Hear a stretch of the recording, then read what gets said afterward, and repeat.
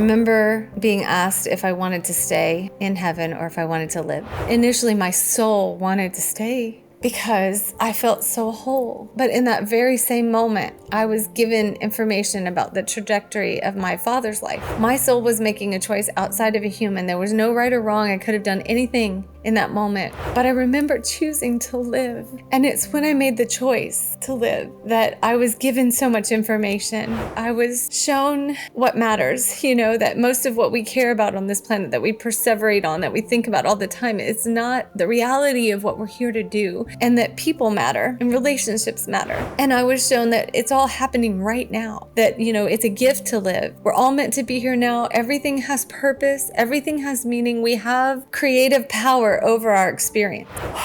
Expanded and became so big, and I was so grateful, and I wanted to give something back. And I made a vow that I would come back here and heal people with music.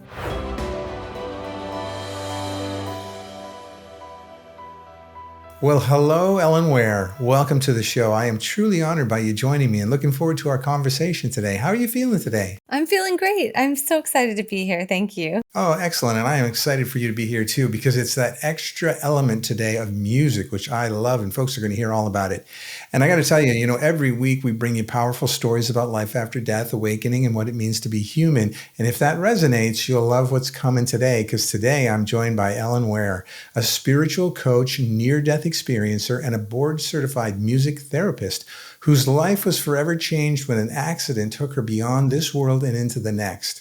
Her NDE, later featured in the award-winning documentary Beyond the Grave, revealed profound truths about purpose, healing, and connection. And when she returned, it was music that became the bridge between heaven's light and this earthly life. Ellen is also the author of Waking Up in Heaven, Living with Purpose Through Afterlife Wisdom, and she helps people access their higher self through sound, healing, transpersonal therapy, and initiative guidance. Now, in this episode, she'll share her journey, the transformative role music plays in healing, and the afterlife wisdom that shapes her mission today. Ellen, welcome to the show. Thank you. And thank you for that wonderful introduction. Oh, absolutely. I love to warm the audience up, let them know what is coming, and today is amazing. I always watch videos ahead of time, and I certainly watched many of yours, and I just love your story. And, the really fun part about it is that a lot of folks come for the NDE, and you have a great story there, but there's so much post-NDE in your world, not only how it affected and really enhanced your experience, but how you're turning that around and really helping other people also. I just love that. That's what it's all about for me. It really is about using my experience to help others connect with their presence directly so that they know the power that they hold within them. Right. And what's really unique about this is that it's really centered around music and frequency, because it really feels like everything is frequency and vibration, right? Yes, everything is. Yes. Yeah. And so it all ties together. So tell you what, let's make beautiful music together today. I will give you the stage to start your story. And when you're ready, we will get into this rich conversation. Thank you. Well, the story is really where it all began, my near-death experience. I was 12 years old. I used to ride horses, and I was riding my first Western lesson this day. So I wasn't wearing a helmet. And from the way I understand it, now that we kind of look back, we understand the cinch slipped. Horses like to expand their belly when they're getting the saddle on because it's uncomfortable. So this horse expanded its belly, her belly, and then the cinch wasn't quite tight enough. So when I got on to ride, the cinch slipped and the saddle slipped to the side, and I held on for a while, they say, but I did eventually fall off. It's believed that she stepped on my stomach at that time and then reared up and kicked me through in the right temple, and then ran off. But I don't remember that at all. In fact, I don't really remember much before my accident at all. I was taken to a local hospital in Texas and then moved to a hospital in Waco in the Dallas-Fort Worth area.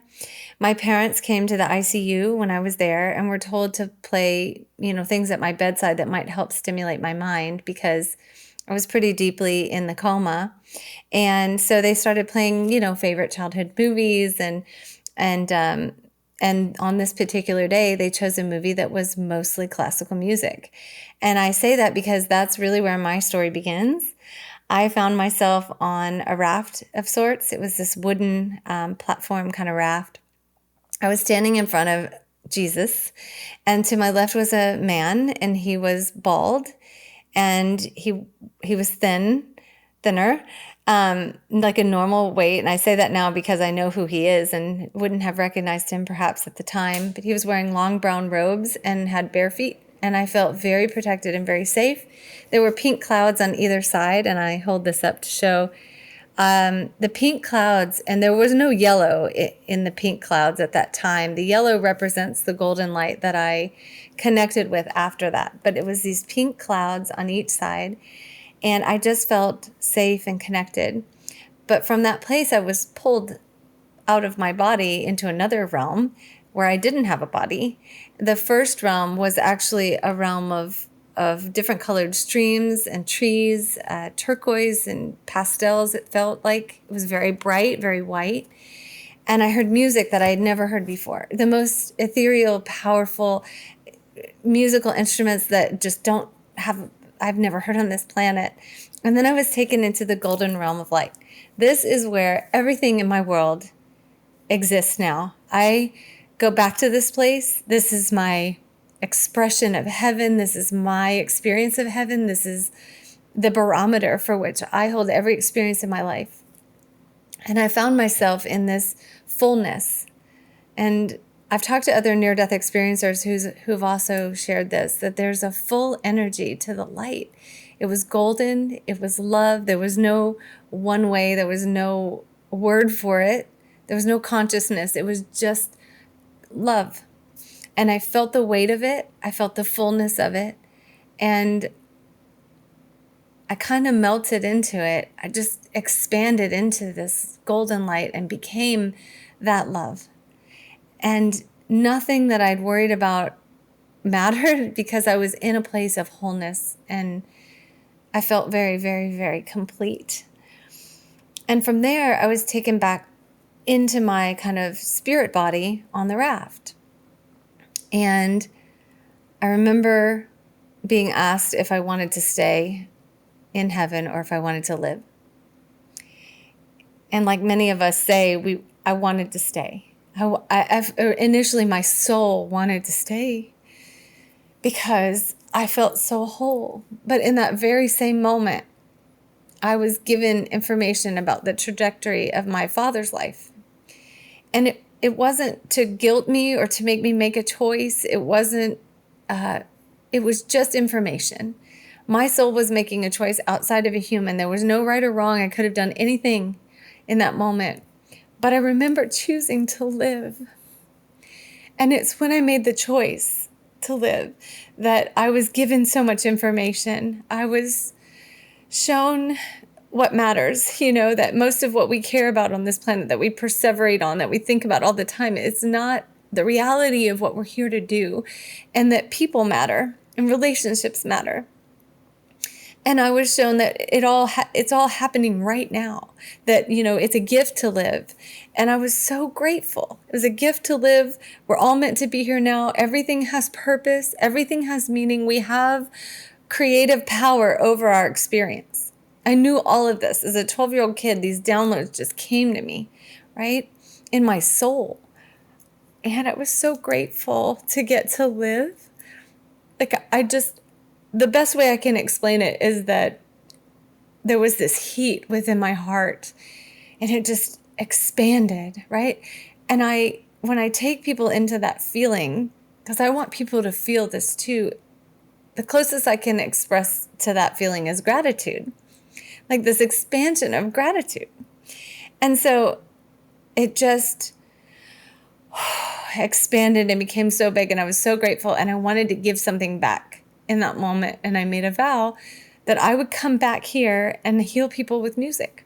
And that's exactly, I don't even know where that came from. I had played piano from the time I was young. My mom was she taught piano. She's incredible at piano. She taught for a while. So I know that I had that background, but I wanted to come back and heal people with music. And I made a second vow, and it was to give thanks every night, every day, for every experience on this planet, because I knew it was a gift to be here, and not all souls get to be here. And so I have held true to that as best I can every day, to give gratitude no matter what's going on. And I've been through lots of experiences in life that have tested that. But in this moment, this is where the beauty happens. The moment that I gave gratitude, it went dark. I believe I was in the darkness of the coma, but it was kind of this womb-like energy. I saw a music staff in the distance, and there were different colored notes on the staff.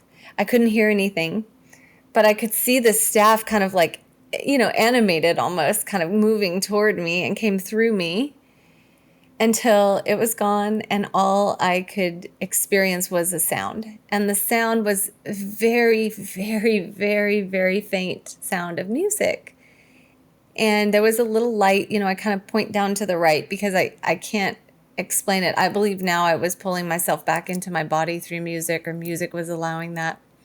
But I focused every ounce of my essence on that music until this barely audible sound became extremely loud in my head. And so it became so loud that it was booming, booming, booming. And all I could do was open my eyes. And there I was in the ICU. And it turns out that the music from that movie is what woke me from the coma. The rest of my life, which we'll go into now, was a full circle moment back to that. Everything in my life goes back to that. I don't remember much of anything from my childhood before that. I ended up majoring in music. I immersed myself in playing flute, classical music, and I got an undergrad degree in music and psychology, and I ended up going to a Buddhist university for grad school called Naropa University. It's a big part of my story because as I was walking up, and I had ideas that maybe the man on the raft to my left was Buddha, but when I was walking up to my meditation class, one of the first weeks, I saw a depiction of Buddha, bald, the middle way, right? He bald, normal weight, long brown robes, bare feet, and I knew this was the energy that was with me, the master that was there with Jesus and I. And so there have been so many mystical, magical moments in my life that have brought me back to my near-death experience. But every single thing I've been through on this planet has kept me on this path of healing people through music. And that's what I do now. And that's the story that started it all, and kind of how the training started to come through later in life. Well, that's very unique for sure. And I love the music part of it, and I want to jump into that. But before we do, you had an experience with two people. You saw Jesus and Buddha. So it sounds like maybe you recognized Jesus at first and maybe not Buddha later. And I think it's kind of a myth that Buddha was a big fat character. I think in actuality, he was probably a thin, person. But I think that's the way you saw him too. So I think that actually drives with that. But what happened when you met those two? That must have been a profound moment. So when I was first with these beings, these powerful beings, it was a feeling, an experience for me. I felt whole, I felt connected, I felt protected, I felt loved, unconditionally loved. And Jesus was the only one to communicate with me. He communicated through thoughts. And the thoughts were to give me a choice. And then the rest was received as downloads on this raft. But it was powerful, and I continue to study the teachings of both Jesus and Buddha.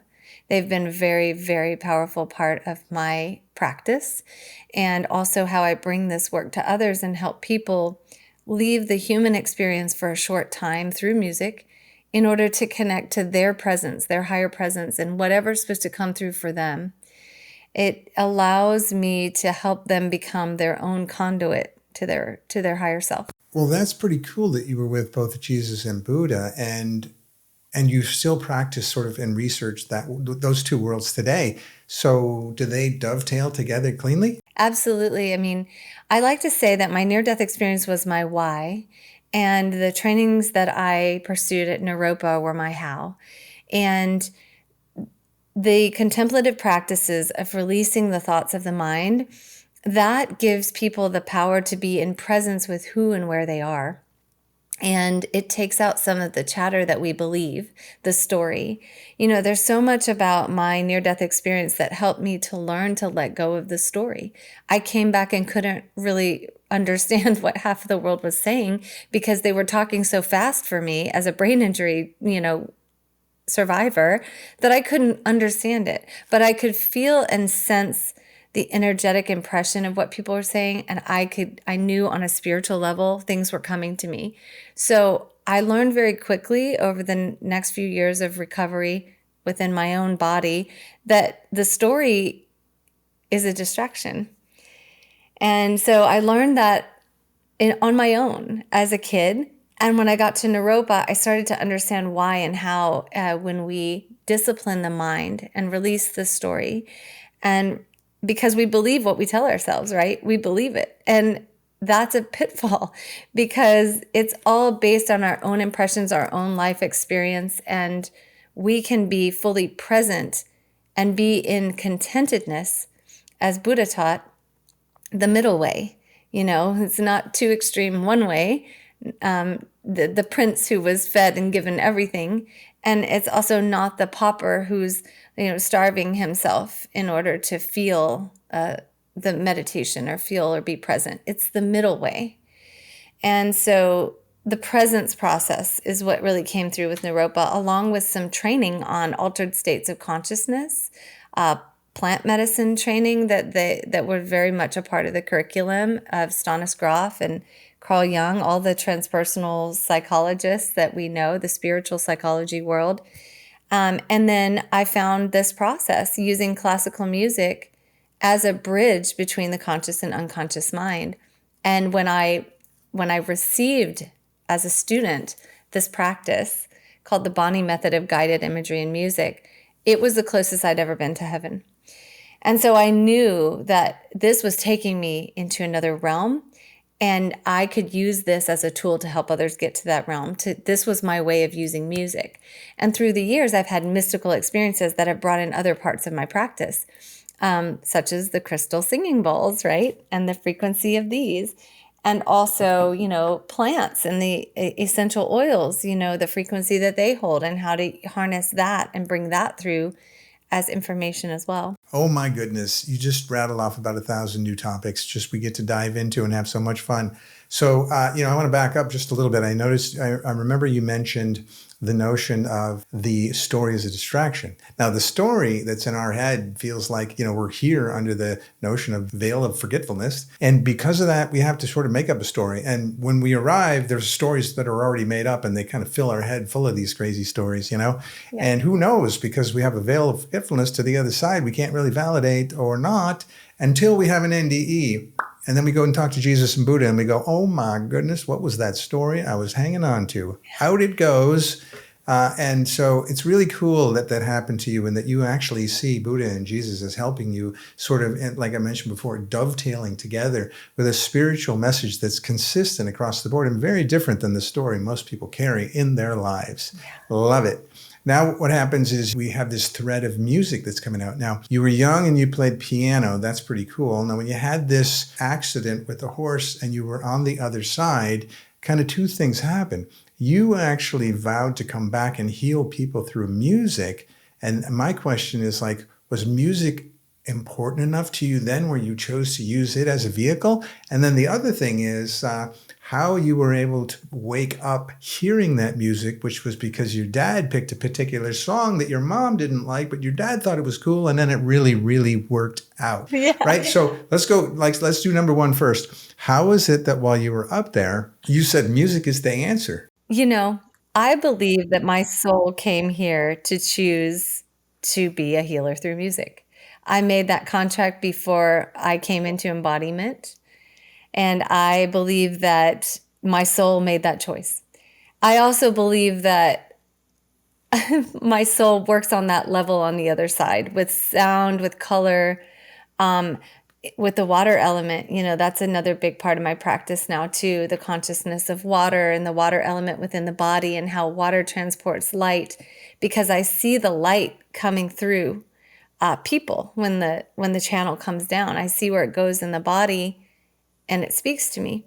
So I guess it just was part of my soul. My soul knew. Oh yeah, no, it makes perfect sense. See, you're 12 years old and you're playing a little piano and your soul's going, listen, we got to pick up the pace here. You've got to go change the world with music, not just, twinkle, twinkle, little star. So ba-boom, the horse takes you on a ride straight into the other side. And then your soul steps in, not so much Ellen, but your soul steps in and says, we are musically inclined and we're going to go and use that now. And bink, you now have that awakening, right? And so, there's no better way to come back into that crazy world down there on the earthly plane than by being serenaded by a certain song. Why don't you tell us about that part of the story? So my dad chose my favorite childhood movie, which was Sleeping Beauty, which is built on the Sleeping Beauty suite by Tchaikovsky. And so the music it's a predominant music score that was built around the music. There's not a lot of speaking in this movie. And when I woke up, I remember seeing the credits on the Rolly TV, and then I went back out of consciousness. But I remember my mom telling me at one point she was upset that he chose that. that didn't sound right. And there were so many things I heard about. The priest came to give me my last rites, and my mother was my protector. And she said, she knew my child does not need this. My child will not die. She was holding that vision bedside when she could be in the room. But and so we laugh about it now. But that was the music, Tchaikovsky, really powerful. And I used Tchaikovsky as part of many composers from the Romantic period and classical music to help others also reach that state without the NDE. Yeah, well, that's best. Yeah. NDEs are fun to listen to and watch, but not everybody wishes one upon themselves. Well, Right. I think it's kind of fun that your dad somehow knew exactly the right song to play. And I get the pushback, Sleeping Beauty while you're kind of laying there in a Yeah. coma. How about Yeah. inappropriate, Dad? Yeah. But you know what? It was the perfect selection, so Yeah. high five, Dad. Yeah. And then your mom, stopping those last rites, going, not needed here. Yeah. That's not our path. Yeah. So high five, Mom. It's a Yeah. good thing you got a great support system. I do. I'm so grateful. I have a wonderful support system. My parents are amazing. Yeah. Well, you are gifted in many ways. So now let's go into the gift of music. And as you said, afterwards, you went into a sort of advanced educations and experiences within music and spirituality, and then it came together. So start from the beginning and tell the story of how you got to all those skills and services that you provide now. Yeah. Oh, I'd love to. Thank you. I write about that a lot in my book, like the mystical experiences that brought through the different parts of this work. I also like to talk about that they've been studying altered states of consciousness and the ability to leave the body, these astral projection, these out-of-body experiences, the ability to manifest at the Monroe Institute since, I think, the 80s or 90s. And there's a declassified document called the Gateway Project, which I like to talk about, which explains how people do it. And looking back, I realized that all of the elements that I'm using actually fit into that research because I was introduced to the Bonnie method of guided imagery and music at Naropa. I knew that was the heart of my work to help people connect to the other side. And there's something called the induction ceremony where you go into it by maybe doing progressive muscle relaxation, or you might do another tool to kind of get you out of your head and into your body. Well, I had a mystical experience with the crystal bowls when I was living in Austin. I went to this chapel and there was a man leading with the bowls and a group in a circular chapel, and he was just chanting along with these bowls. And I sat and I experienced it with a friend of mine who had tragically just lost her twin brother. And we were sitting in this chapel and I just closed my eyes. I was meditating and I could hear all the different fragments of music he was using. And when he got to this Native American music, I saw a medicine man in my vision straight in front of my face with a message for me. And I was told that I had lived many lifetimes and died by head injury. And this same message came to me when I was training in holotropic breathwork at Naropa through a training that they offered. And I saw that I had died in multiple lives from head injury. And this was my life to choose to come back. So after seeing that vision, the man moved on and was singing another fragment of a song. And my friend who was next to me started crying. And I just kind of held space and was there. But after the session, she told me that the song that he was singing was the song that she and her brother had together. And it was a message that her brother was, oh, he was on the other side and wanted to send her a message. And I knew that somehow the bowls were helping him to bring through information. And I wanted to bring those bowls into my practice as well. So that's how the bowls came in.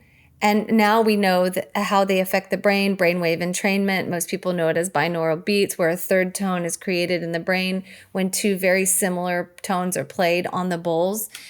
Your one ear hears one, the other hears the other, and you create this third tone. It's called brainwave entrainment.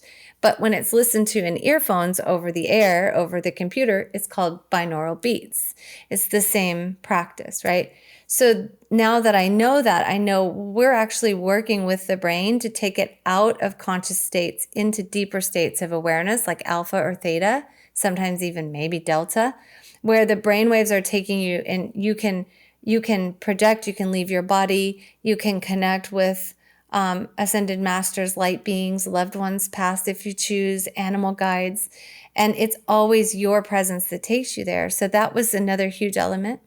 And then, of course, essential oils came into my life as a personal journey through Lyme disease. They were a magical healing element for me as I was trying to support myself through Lyme disease. And I also found that they raise frequency significantly because I speak intention into the oils as I breathe in. I'm affirming, I'm speaking intention, I'm raising my frequency. The oils themselves have the ability to raise the frequency. So I brought that in. Also, we're pairing a sensory experience with a visual intention with sound. So yes, it's amazing. So, and I have breath work obviously as part of this. And that came through my partner, who he himself is now going through recovering from a major brain injury. And so my parents, again, have stepped forward to kind of help him through that. But, I have the breathwork training, he has it. There are so many different elements that keep coming in and new skills that keep unfolding, like this consciousness of water thing. It's amazing. I'm receiving actual numerical codes in the water now, looking them up and finding out how they relate to my life and his healing as he's going through this recovery for himself. It's been about 9 months now, but so that's kind of how the little pieces came in and continue to come in. And I'm so grateful to get to do this work. I mean, like every time I get something new.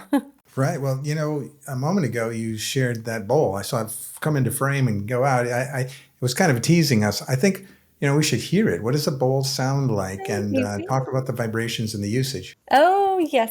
This is a tourmaline and Larimar bowl. So it's infused with gems.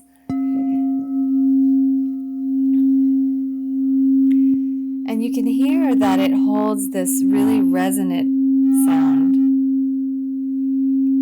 And I like to use it as an element to transport light into the body, to bring us back into the dominion of our own light.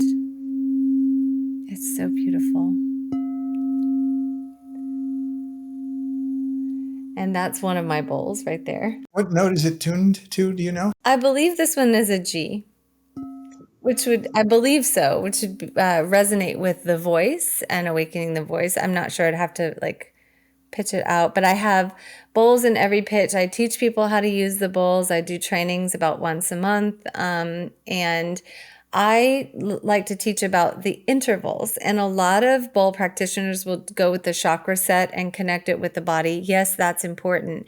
But what's also important to know is which intervals are perfect harmony in the body, how to use intervals to create the binaural beats if you're using it online, and which pitches and intervals create different physiological responses. Like, for instance, increasing nitric oxide in the body is a benefit of playing the bowls, which can happen. We also can, regulate the heart, the breath. The breath is very connected to the bowls and the harmonies. So, yeah, so I use the bowls. I have many sitting right here in my room. It makes me happy. I have 10 of them right there and an 11th behind me.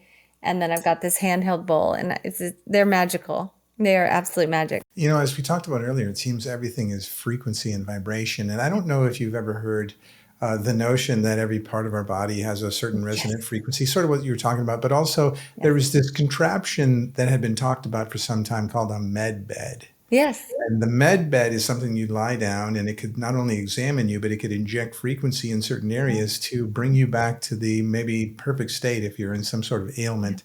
Yeah. What's your experience there? Oh, it's absolutely true. I've seen people who've come in pain. They come in for a different intention, and by the end they say, I'm not experiencing the pain that I was before, a different level." And that's for a couple of reasons. First, the frequency, yes, but it's not frequency alone. It's frequency plus intention. So you're correct in that we have studied different parts of the body and found that they resonate differently. Different organs may resonate differently. Different pitches that we sing can resonate, and different vowel sounds resonate different parts of the body. So I use the voice a lot with people, having them connect with their voice. Um, there's even, there are even studies to show that when we have a cold, our frequency lowers, it reduces. When we drink coffee, the frequency goes down. And so you can raise the frequency again with essential oils, if you happen to have them around, if you have crystal singing bowls, if you sing, if you dance, all of these things can help. But what I'm doing is I'm using multiple high frequency modalities to help people maintain that frequency and shift into a new life stream. And that is something fascinating. People will come in and say they want to change their life, and there are certain visions that they see and that I see. For instance, swirling energy, like circular energy, where they're actually stepping into a new version of life. And so when they wake up, and I have a copy of this in my on my Instagram page of a client who's waking up, and she's like, I don't feel like I'm even in the same world anymore. Everything's brighter.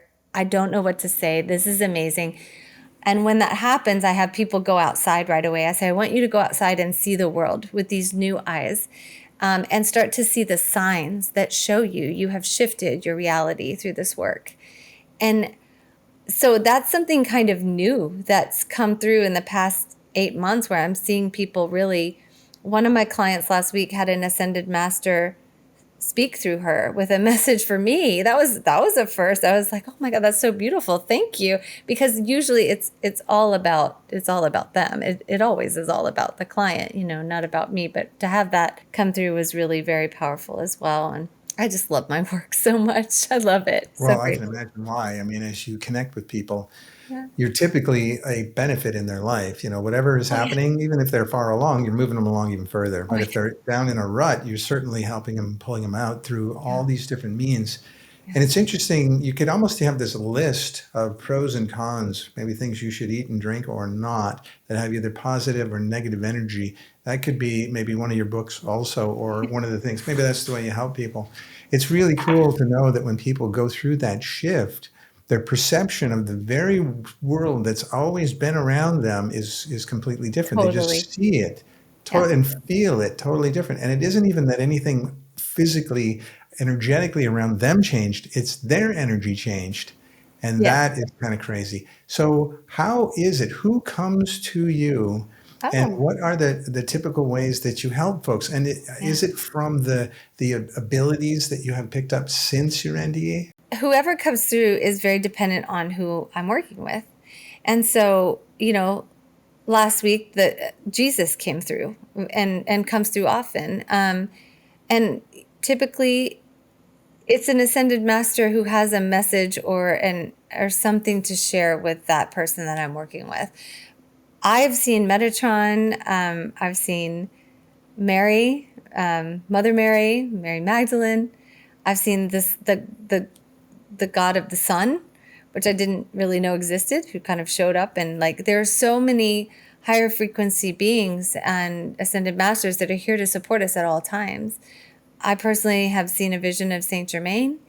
And so who comes through is dependent on them. I wrote a book in my book about how I was getting my nails done one time, and this child came through, and this was not typical. I typically don't see things this way. I usually see like angelic beings and ascended masters that come through. But on this particular day, this child came through, and she had a pink parasol. and she looked to be about 6 years old. And it was really important that I share it with the person doing my nails. I didn't know that person, but I said, does this mean anything to you? And she said, do you see her now? And I said, well, yes. And I don't want to, scare you because I normally don't share this stuff, but I wanted to just bring it forward. And she said that she had a daughter that had passed away at the age of 6. And she did recognize the pink parasol because she had one. And I remember saying, I just want you to know that everything's going to be okay. And she comes to your daughter, but she can't come to you. And she just started crying. And she said, yes, she had a twin sister and she comes to her twin, but she's never come to me. And I think that's very hard. It's very hard to lose a loved one and then not be able to connect and feel them. A lot, I will say, many, many people come to me because of that. And not because I have a message for them from their loved one, you see. It's that they get to see their loved one directly through their own presence, which guides and directs the whole experience. So, like I said, it can be anything and anyone. And messages could come through colors, body sensations, messages from the body, feelings in the body that we want to look at and we want to identify and say, hey, okay, feel that heaviness in your chest. Does it have a name? Have you ever felt it before? What does it need? We go through the whole process of clearing the energetic body, the physical body, so that each level of understanding is higher and higher. So sometimes it takes 2 sessions. Sometimes it takes 1. It depends on however they're ready. Sometimes it takes 3 or 6. But each time they level to a new version of understanding the world and understanding their path. It's kind of like scenes in a movie. So, I showed up and they're in a field and they meet with a loved one past who has a message. Once they receive the message, they're lifted into another realm and they might see a light being. They might receive another message and then they might feel something in their body. So we go into the body. Sometimes they're taken into past lives. So it kind of depends. But it's beautiful. It's all over the place. You never know what's going to come through.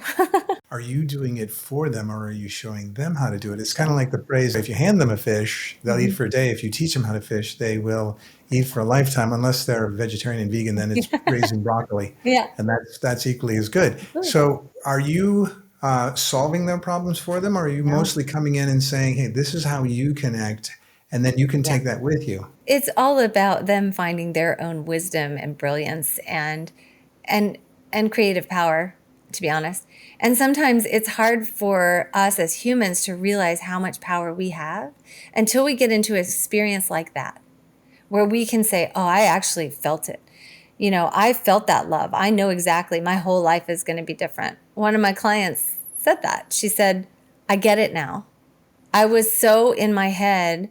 I needed to get out of my head. I needed to be in this experience with her own presence that gives her the reason, and told her she would be an artist, like told her many beautiful things. And so she said, well, now that I've experienced it, I can't go back. I know, like I feel it. And that's the beauty of NDEs. We get to share them so that people understand the power, the creative ability, the wisdom that we all hold. It's just we don't always believe it. So this gives people an opportunity to see it and believe it. Well, oftentimes you hear the fact that we have spirit guides and angels around us, and they can't intervene. If we ask for help, then they're right there. Yes. But they can't come in and tell us what to do and fix our life if we go off the rails and so forth. So we really almost have to ask all the time, hey, I want help with everything all the time. Just open scenario here. Come and get me. Infinity. Back in time to others. Yeah, other experience and forward. Yes, all of it. Yes. So then now the question, okay, so I'm open to anything. Now, how do I start sensing that I'm getting communications? Yeah. Is it like coming in my thoughts or my feelings and sensations or emotions or a sign that a butterfly went by? What is that world like? Oh, there's the whole chapter about that in the book. But I'm just going to say everything is a sign. Everything is speaking to you. And so the more quickly that we realize that we can live in that creative space of recognizing and looking for the signs and recognizing the smallest thing as being a sign, that's when we get into true manifestation, to true creative power. Because we're not just saying, hey, this is happening to me or this is happening for me. This is happening of me. I am co-creating. And so it's a tricky one because our mind will get in there and say, but I didn't really want this. And yes, that's true. Right. And so there's so much more to it than just what our human can understand on this level. And I think that what I'm learning and what I'm seeing is that we come here with a certain set of human traits and human skills.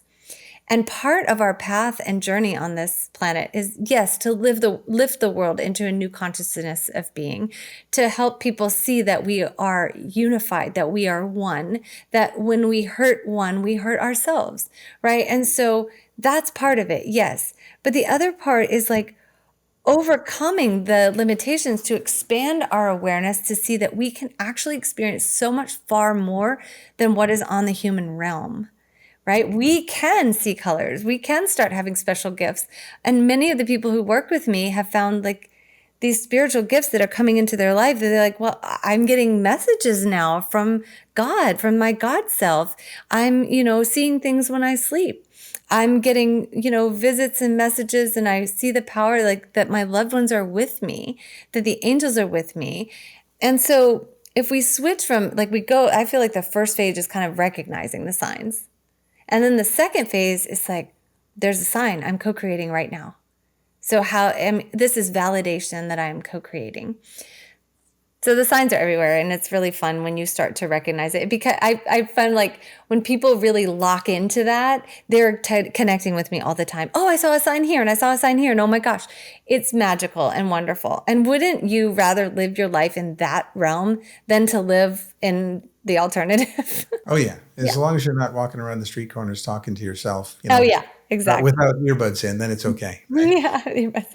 But it's interesting that the sign. It's like so. I've kind of worked on this with some other folks, and it's like if you hear a voice and it's a thought. Say I'm not really visualizing anything, but a thought comes into my head, and it's like, well, that doesn't really seem like my thought. I wonder where that came from, and it's some other thought. And if you can cross-examine that thought for some information that it might also have, then you might be able to zero in on the fact that it is Jesus, or it's Yeah. Einstein, or Yeah. that it's Yeah. Tesla, or whoever it might be. You might be able to validate based on getting information in a thought that you could have never known otherwise.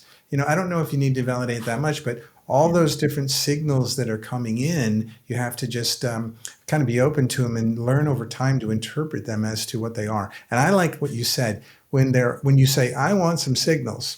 And then you get some, like a butterfly or this or that, and then you say, well, I'm co-creating. Well, just keep doing that all the time. It sounds like if you do that all day, it'll just get better and better, and better. And, the interesting thing is we're on this side and we're the caterpillar, okay? So once we're done over here, we go to the other side and we're the butterfly, and but the caterpillar doesn't know that it's a butterfly. Right. And so it's so funny because it's in this weird world we're in, we are the butterfly. And then we say, hey, guess what? I'm going to jam myself back down into a caterpillar body. And I'm going to forget that I was a butterfly, and I'm going to watch myself remember. And we're going through this process. Right. Yes. And it's interesting what you said. You said a couple of things that I want to reflect on. It's that when we're looking back on, we each have a role. And everyone like on the street, like when we're talking to themselves, that kind of energy, there is a role there. There is a wisdom there. Each person is here has a wisdom and gift to give to the world, including us. And so acknowledging that there's wisdom in everything is part of acknowledging the signs. Okay. So we can release the judgment, right? The right or wrong piece that we come in with, that we've been conditioned to, because I think that's part of this new awakening that we're having. And what you say is we can't go back, and we're watching ourselves remember. Exactly. That is exactly true. And part of that is releasing the story that we told ourselves and the conditioning that we have adopted as part of living in this human experience. It's freeing ourselves of that. We are moving into freedom, where our souls are in a place of great joy and love and expansion. It's just we need to see the shadow in order to choose the freedom, to choose this new way of being. I just wanted to bring that up because you mentioned it. It came to me. I totally agree. I like how you played that back. And, it also makes me think more about the experience and how you're integrating all this and helping others. And so I have this segment here, and it's called Heart's First Whisper. And it's a series of questions that I have all set up Oh, yeah. just for you. Yay. Okay. And in that, you use your heart to reply. Your mind and your thoughts are totally on the sidelines. How's that sound? Okay. Let me tap in for a moment.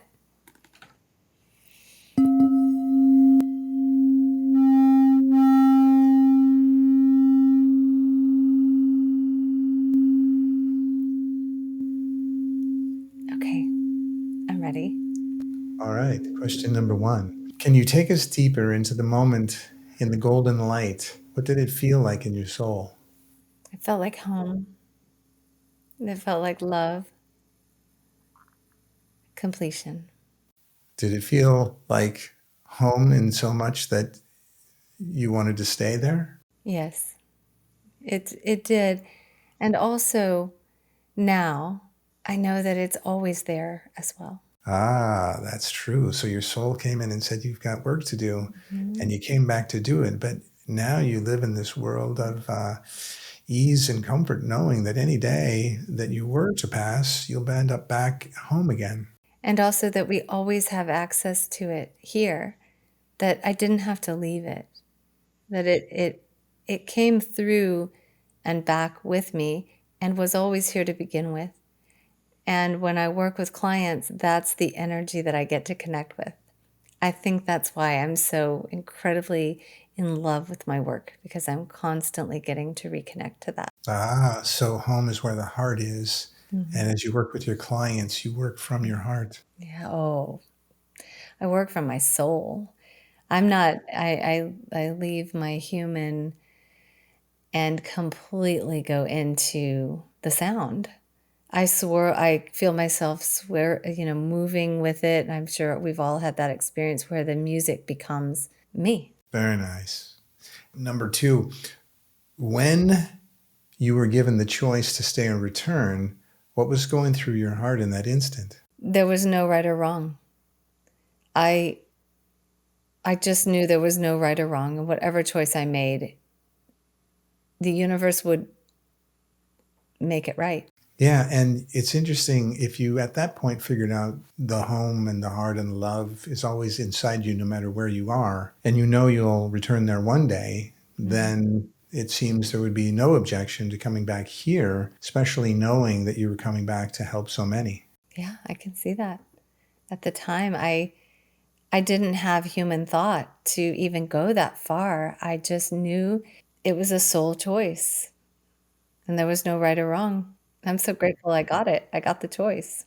Yeah, I've heard that many times that Mhm. we're having an experience which isn't right or wrong, Yeah. and it's usually us that decides and puts a label on it one way or another, but it itself has no right or wrong to the experience. It's the lesson. We came here to expand. I've seen it since in visions where there were multiple different frequencies, lines of frequency that I saw intersecting and creating. And I was shown that through our life experience and our earth experience, right, and our choices, we are co creating more of these vibratory patterns that we get to use to expand the consciousness even more. So, what we're doing here is actually literally co creating, because when we're in the creative process, when we're cooking, we're eating, when we're communicating with each other, we're interacting, we're lifting each other up, we're painting, we're using music, we're dancing, we're singing, all these and many, many more. Basically, the human experience is literally creating waves of frequency that can't be created by the higher, larger frequency of source. We're needed in that way.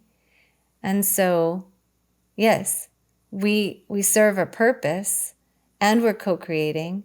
It's a beautiful thing. We are co-creating right now, and I really hope we're Yes, co-creating some high frequencies. I know we are. I can feel it. I can feel it too. And that brings us to number three. Speaking of high frequencies, you made a vow to heal people with music and to give gratitude for every experience. And how has that vow shaped the way you live today? It's everything. It is everything. My entire life has gone back to those vows. And when I didn't know which direction to take, I would always go back to that. And the gratitude piece has helped me get through quite a lot, to, hold space, even most recently with my husband going through a brain injury, my sacred partner, like forgetting how to love, like losing the ability because of a brain injury, how to love and remember certain things. It took a great deal of capacity to stay in gratitude for that. And I knew that was the path. That was the lesson.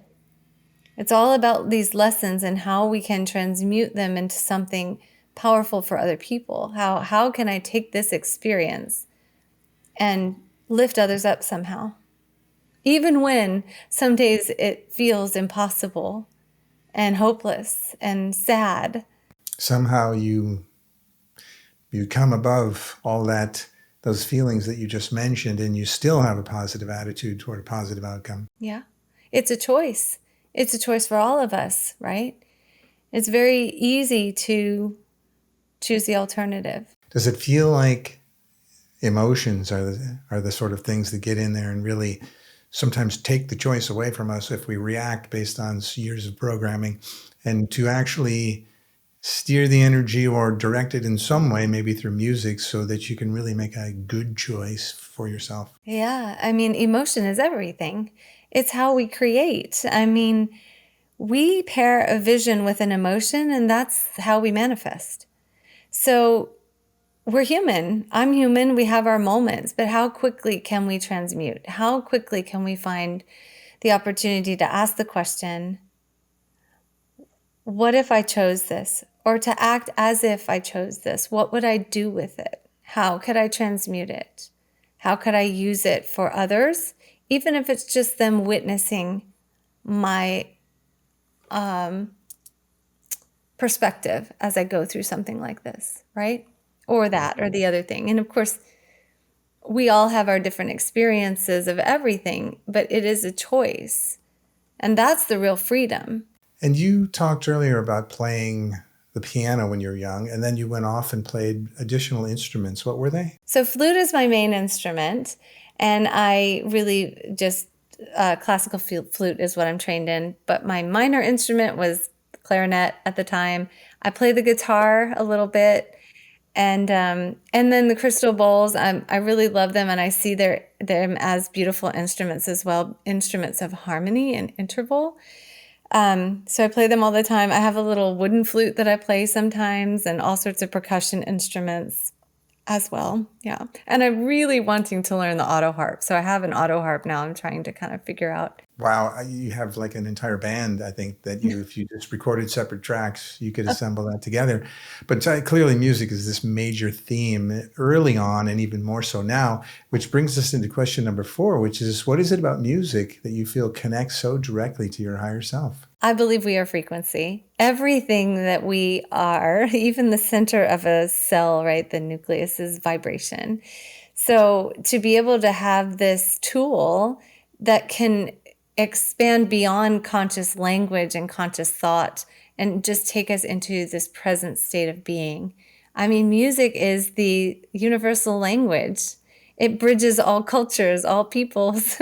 It's just the most amazing tool that we have. If you've ever taken a tuning fork Yeah. and hit it, any other tuning fork around it would just be unimpressed unless you had a tuning fork tuned to the same exact frequency. Then they'll both start vibrating like crazy. And it's funny, like you said, when music starts, people in the world, sometimes they just start dancing. They're like another tuning fork, connected to the same frequency. Yeah. It's really universal. Yes, it is. It is. And I feel like that higher self piece is huge. I mean, that's what this is all about. Everything is an opportunity for us to connect more deeply with our higher self. Every single thing, every experience, every interaction, everything that we pick up, that we look at, that we do.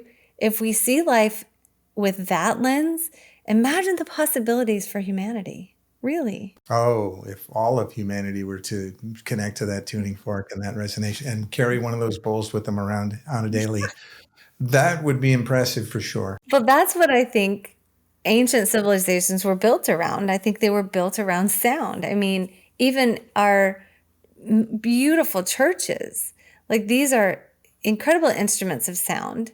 And then there are civilizations that are built, their buildings are built around a different pitch. These sacred sites that we're finding, if you follow the work of Graham Hancock, we're following these sites that to me, I believe are about sound. And I think the future of our healing will be centered around frequency and sound.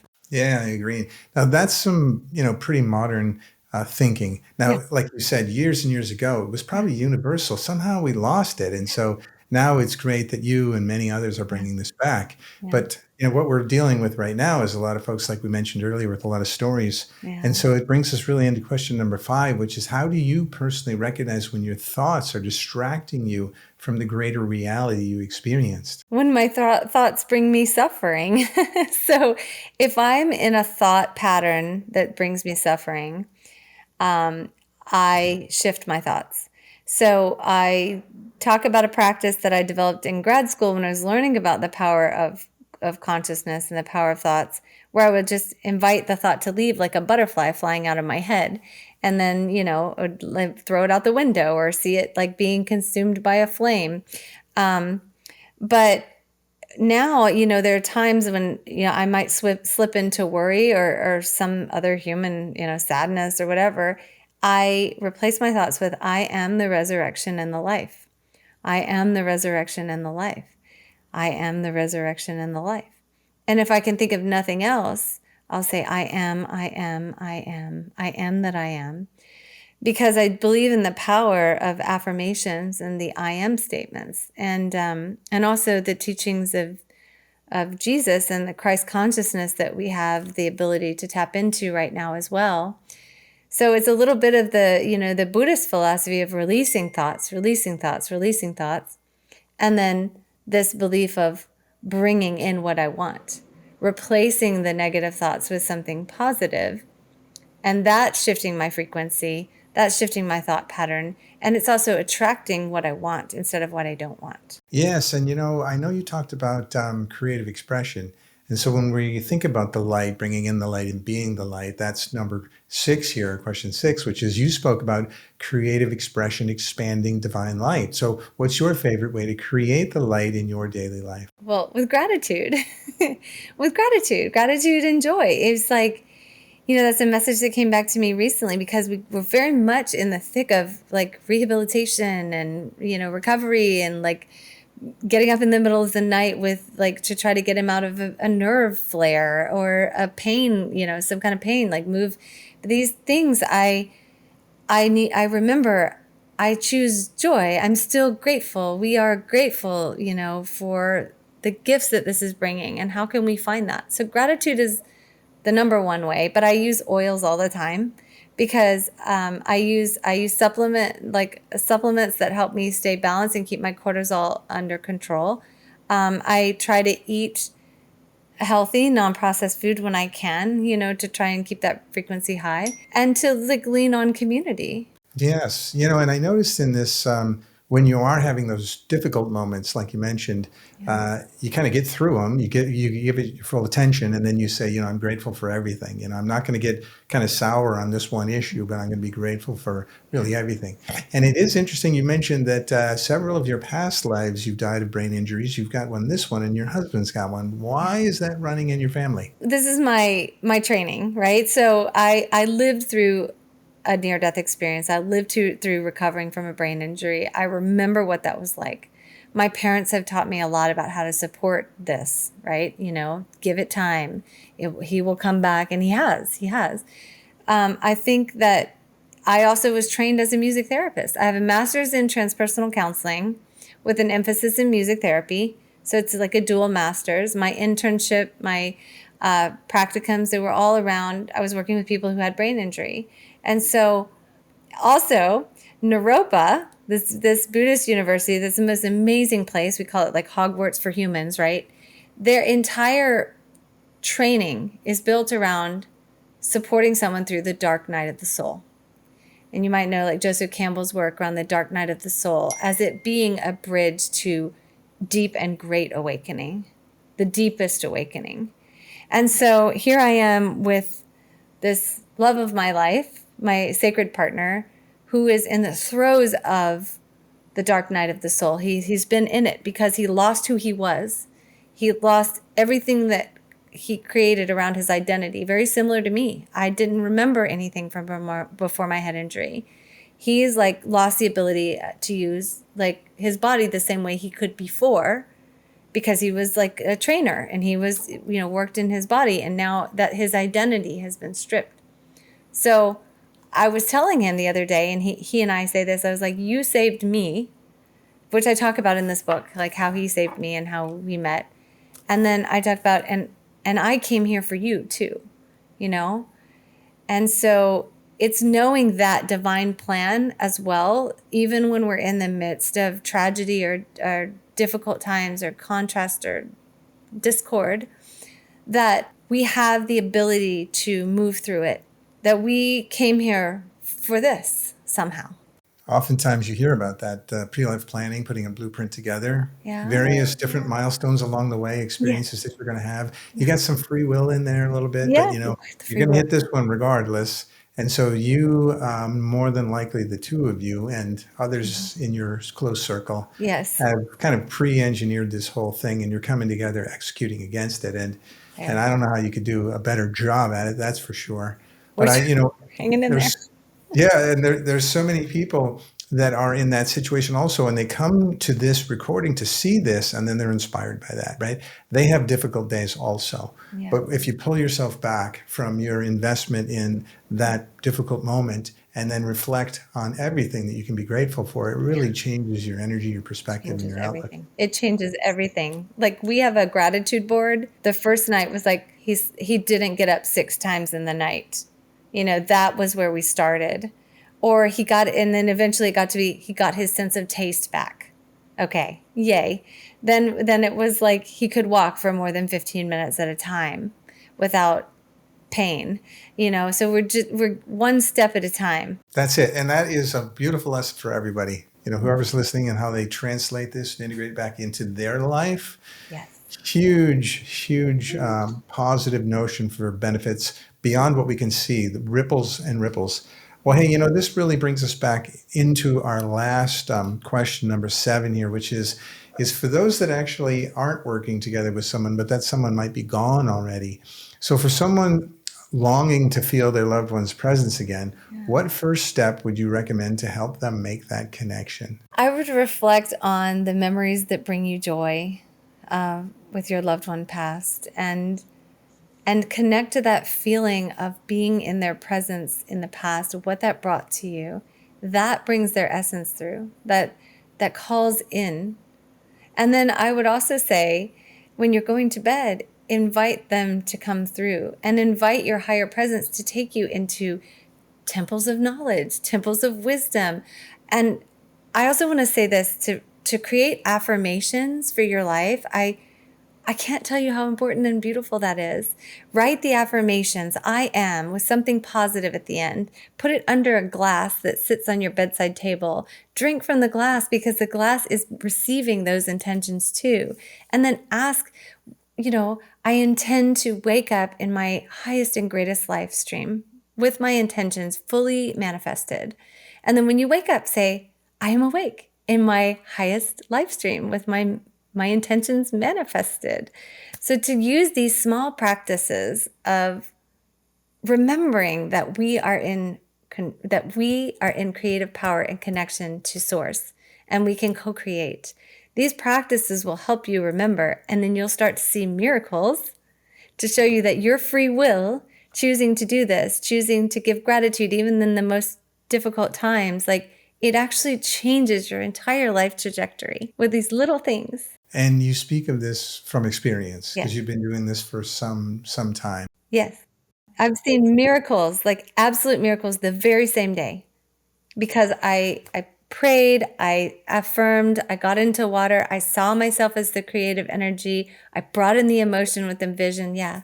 all of it. Right. Yeah. And it reminds me of a Wayne Gretzky, a famous hockey player, a Yeah. quote that he had, which is he said, "You'll miss 100% of the shots, the goals that you never take."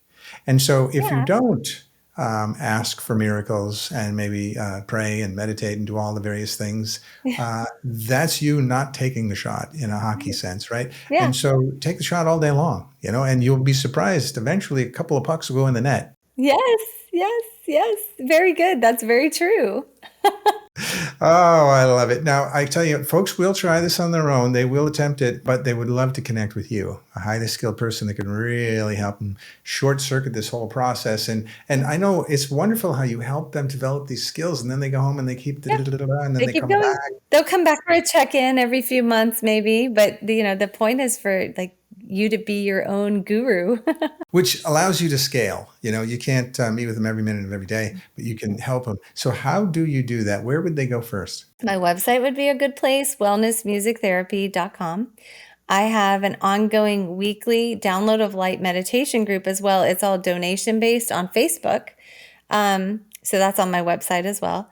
I have retreats that I do. I'm doing a little bit of training for facilitators coming up in April of next year in Mexico if anyone's looking to learn to facilitate. My book, it has a great opportunity for there are practices at the end of every chapter to take you deeper, like sacred healing, letters of gratitude to yourself, recognizing your story, integration of spirit, spiritual connections, and even manifesting. And then my partner and he and I are hoping to write a book about this experience and all that has come through. I'm also on Instagram, Wellness Music Therapy. I have a YouTube channel, Ellen Wier, Wier. It's a little tricky.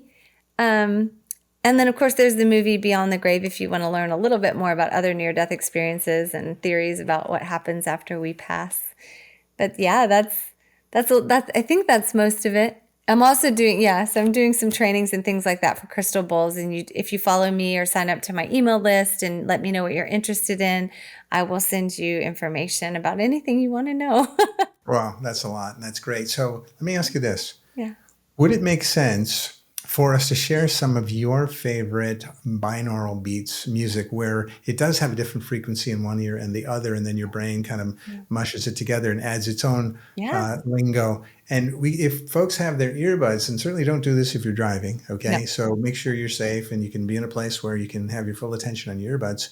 You can kind of get a feel for it. And you might take one off and put the other one on and see that there's two different things going. Because once you put them both on, it'll Yep. be so mixed, you won't realize that there's two separate things going. It's not just a stereo track of left and right. It's No. actually different frequencies that are going in. Yeah. So if you've got one of your favorites, we can go ahead and play that right now. Do you have a recommendation? I can just create a little, short thing for you. Yeah. I love it. Good. Now, what we're going to do is I'm going to ask you one more question. And then as we wrap up the podcast, we are going to play out with that binaural beats right at the very end. And as long as you want to give it to me, 1, 2, Yeah. 3, 20 minutes, whatever, I'll tack it right on the end. And folks can just really have a good taste of that, right? Okay. Good. All right. Well, and then my last question to you is, how would you like to sort of leave the podcast? What's a thought that you'd love to share with folks that can kind of summarize the whole day, and maybe something you didn't get out, but you want to get out? My main message would be that you are more powerful than you know, and you hold the answers within you. And anything that you can find that takes you out of your thinking mind and into your own presence, I encourage you and celebrate you for doing that. Beautiful. Nothing better than celebrating. In fact, celebrating each other, right? Yeah, yeah. That's amazing. Well, Ellen, thank you for sharing not only your story, but your heart, and for showing us that music isn't just entertainment, it's medicine for the soul. Yeah. Your journey from near death to profound healing is a reminder that the bridge between worlds can be as simple and as powerful as a single note, like the G in your singing bowl. And, for those listening, if you felt even a spark or a resonance today, I invite you to explore Ellen's books as she's talked about in her websites. All those links are going to be in the description. Go down there and click away. Make sure you see all of it. And also, I do believe you're going to be with myself and many others at the IANS conference at the end of the month in Chicago. I'll be there in person with my bowls. Oh, good. Well, you'll be easy to find. I will definitely listen for the bowls, and it'll be like the Pied Piper. I'll come right to you. Yes, definitely. On the 30th, that'll be my day for that. So look forward to seeing you. Good. Yeah, the IANS conference is the 27th through the 31st in Chicago this year. So take a look at that also, ians.org, and you can see a whole bunch of activity just like today at that event. I'm looking forward to seeing anyone that's there. So now you know, Ellen and I will both be there. Stop by and say hi. Yes, definitely. Thank you for everything, Ellen. It's been a fantastic hour. Thank you. It has been fantastic. I appreciate every second of it. To our listeners, if Ellen's story moved you, be sure to like, subscribe, and share, and let us know in the comments. I just love those comments. And if this episode spoke to your heart, share it with someone who might need a little light today. And until next time, keep questioning, keep exploring, and go way beyond the illusion to discover your true self. Take care, everyone. And I normally say bye for now, but I'm not going to do that today because we are going to listen to Ellen's binaural beats, amazing music. Enjoy. As we begin, focus on the breath. Allow the exhale to be twice as long as the inhale. You should be hearing this in your left ear, and you will hear this in your right ear. During this meditation, the tones will move from your left side to your right side so that you can relax in a field of sound.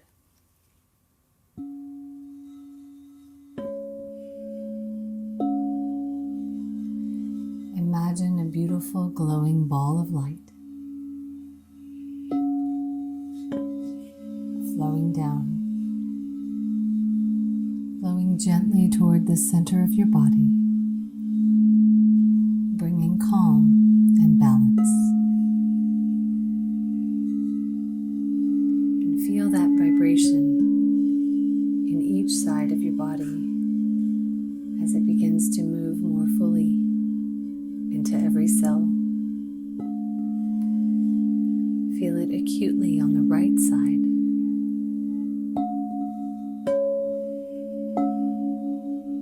And now feel it more fully on the left side. Let it wrap you in comfort, bridging both sides of your body together.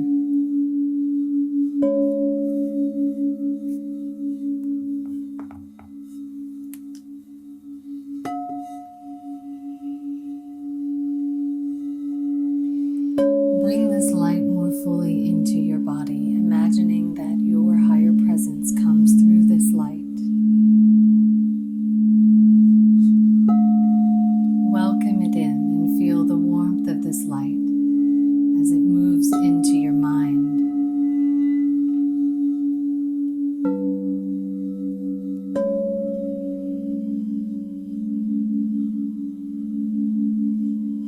Feel it traveling the channels of the tissues of the brain, lifting your mind into a higher consciousness. Imagine that you can release old patterns and pull this light in deeper and deeper to reclaim your light and live within the dominion of your own light.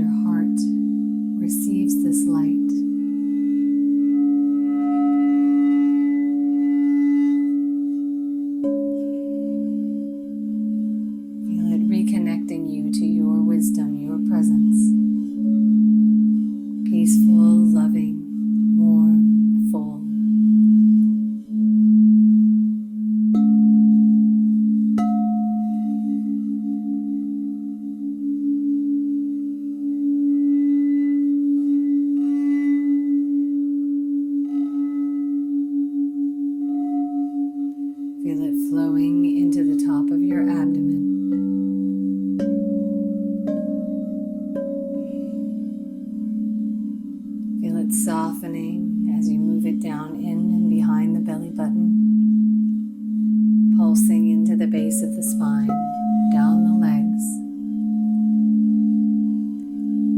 and out through the soles of the feet.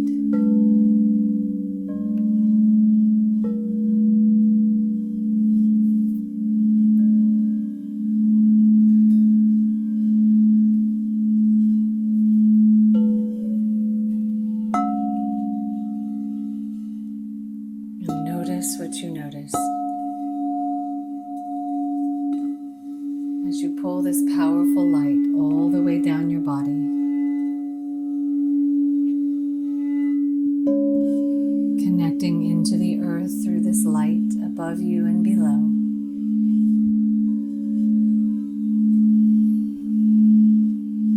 Inviting in all the wisdom, all the love,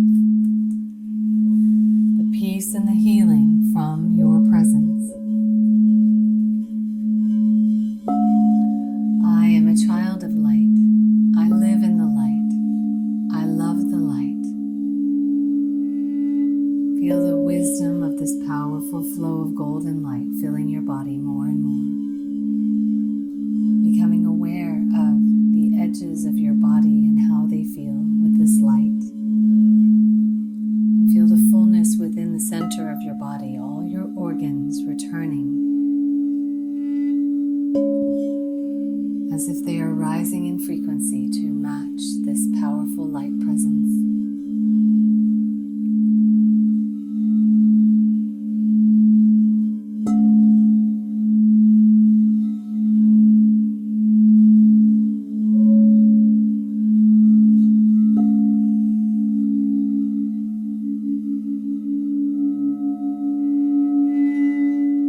Continue to fill your body with light through the breath, noticing what you notice.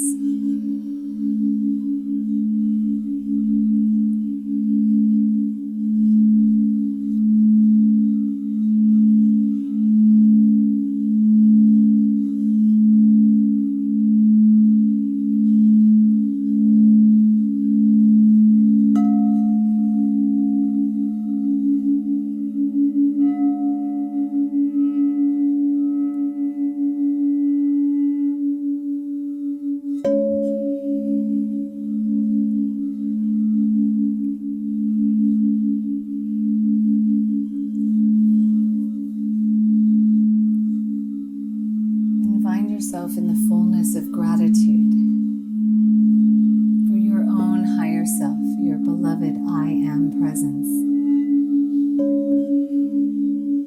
This loving presence that knows you at your core and loves you completely. This perfect version of you. Feel the wisdom. Invite this presence to communicate with you now. Whether in words, in sounds, sensations, colors, images, emotions, whatever it may be, even ascended masters, guides, and healers can come through. Be open to whatever comes.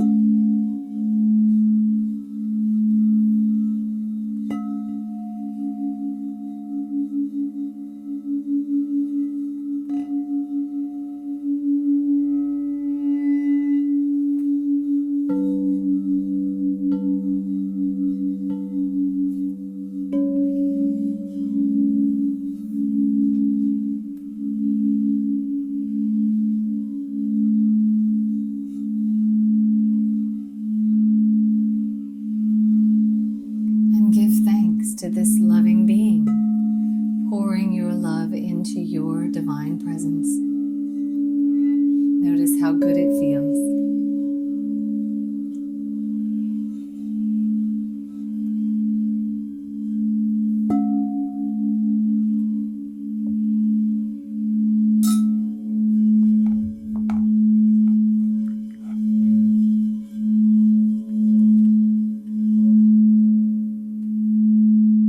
Take one more deep breath.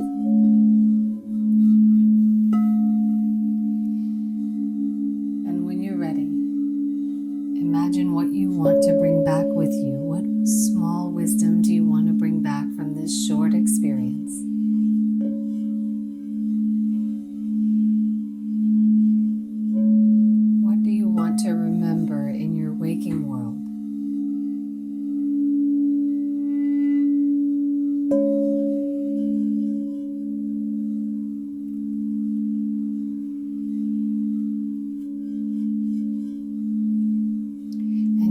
when you come awake from this experience,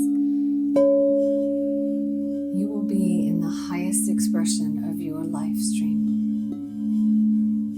Invite the wisdom to stay with you, the messages to come to you. Invite Source, Divine Love and Light to show you that you are indeed in the highest expression of your life stream. With one deep cleansing breath, fully and completely come back into your body now, holding on to whatever it is you want to bring back with you. Feel the harmony, the peace, and the love that comes with you, and invite it to stay as you move forward day by day. Thank you.